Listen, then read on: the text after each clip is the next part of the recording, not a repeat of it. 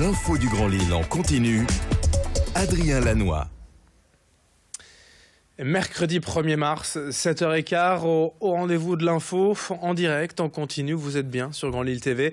L'actualité est du Grand Lille près de chez vous en images en 8 minutes. D'abord vos prévisions météo, avec un temps toujours aussi mitigé. Est prévu aujourd'hui une légère accalmie d'abord ce matin, quelques brèves éclaircies du soleil et puis une nouvelle perturbation amènera des averses cet après-midi dans la région.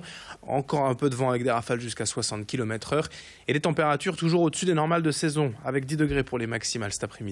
On en reparle avec vos prévisions complètes après ce journal. À la une également l'info trafic pour l'instant. Tout va bien quasiment sur les routes lilloises ou aux abords de la métropole lilloise. Quelques ralentissements quand même sur la 25 et la 1, mais rien de bien méchant pour le moment. On refait le point dans 8 minutes après ce journal. Soyez prudents et patients au volant. Pour démarrer cette édition, d'abord des nouvelles du plan de circulation à Lille, 6 mois après sa mise en place. Si les automobilistes semblent s'y faire petit à petit, le changement est quand même plus dur à accepter pour les commerçants du centre-ville. Selon eux, certains secteurs comme la rue Royale et la rue Basse ont été directement impactés en devenant à sens unique.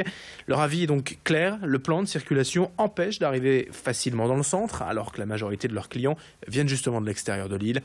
Ces modifications d'accès au centre-ville favoriseraient selon eux les commerces alentours, notamment les grands centres en périphérie.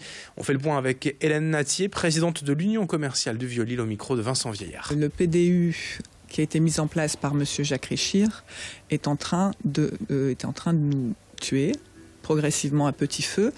Il a double effet pervers, c'est qu'on ne voit plus les Belges qui ne viennent plus nous voir et on ne voit plus les gens de la métropole lilloise.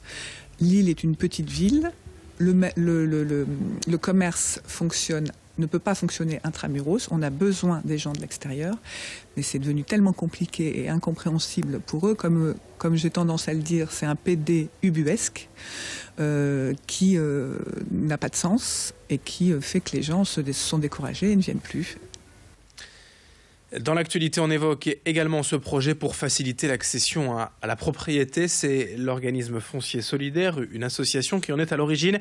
Et l'idée, c'est d'acheter les murs d'un logement, mais d'être locataire du sol. Une manière en fait de réduire le prix d'achat, car le sol, le foncier, représente souvent une somme importante, jusqu'à 25% du prix. Les appartements ouverts au dispositif seront réservés à une classe moyenne avec plafonnement de ressources, histoire pour la ville de Lille de favoriser la mixité sociale. 2 résidences ont déjà été sélectionnées, rue Renan et une rue Jean Bart. Les logements seront mis en vente prochainement lors du salon Immotissimo du 10 au 12 mars à Lille-Grand-Palais.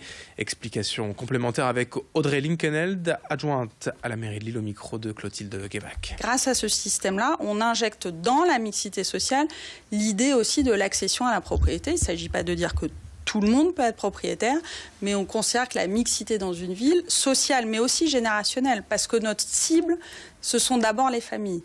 Et on sait que c'est les familles lilloises qui souvent sont en difficulté parce qu'elles n'arrivent pas à acheter sur l'île, que parce qu'elles souhaitent être propriétaires, elles sont du coup tentées d'aller à l'extérieur de l'île. Et nous, les familles, on a envie de les garder, et en particulier ces familles des classes modestes et moyennes. Et à ce propos, notre question du jour direct matin, un Grand Lille TV. Estimez-vous être suffisamment informé de toutes les aides existantes pour accéder ainsi à la propriété? Vous nous répondez sur grandlille.tv ou nos applications en mobile.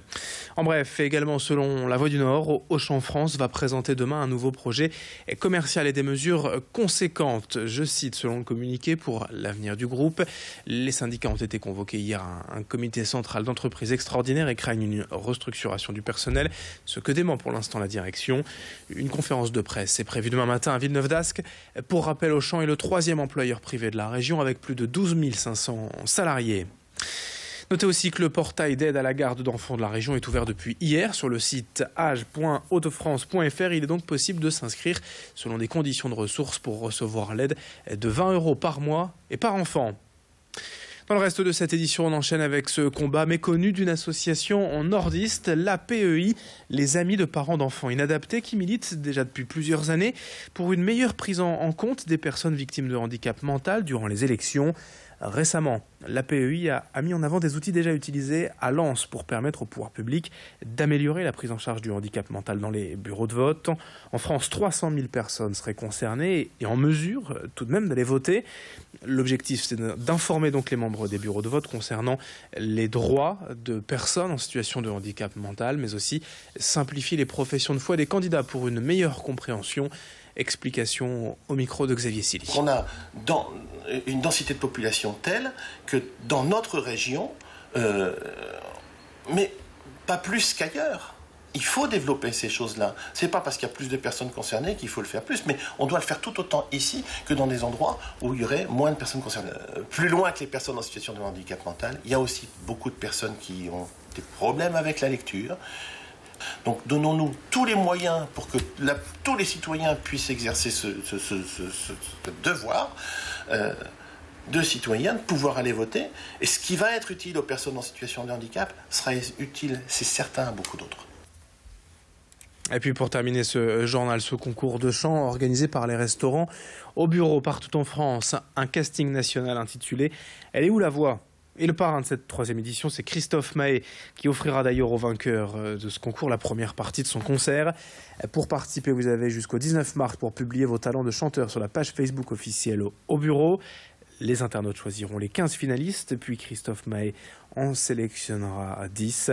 Ces derniers se présenteront enfin devant un jury de professionnels début juin. Les participants doivent notamment se rattacher à un restaurant au bureau de leur région au moment de l'inscription et à l'arrivée, un concert sera organisé dans le restaurant du vainqueur.